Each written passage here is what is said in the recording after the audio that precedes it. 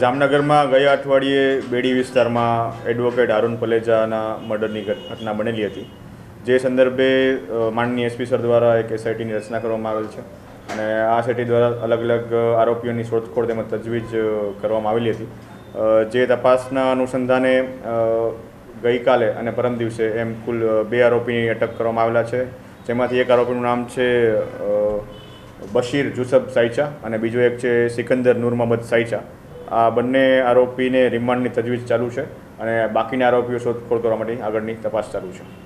એ બાબતે હાલ તપાસ ચાલુ છે। એમના ફોન કોલ્સ અને એમની પાસેથી જે કાંઈ પણ મટીરિયલ અવેલેબલ હશે એ તપાસના અંતે જાણવા મળશે કે શું આવું કોઈ એમનું પ્લાન હતો કે નહીં। જે એ બાબતની હાલ તપાસ ચાલુ છે। જે કાંઈ પણ એ લોકો રજૂ કરશે અથવા તો એમાં કાંઈ પણ એમના ઘરેથી કે એમના કોઈ પણ જગ્યાએથી મળશે એ તમામ વસ્તુઓ મુદ્દા અમલ તરીકે લેવામાં આવશે, એવિડન્સ તરીકે।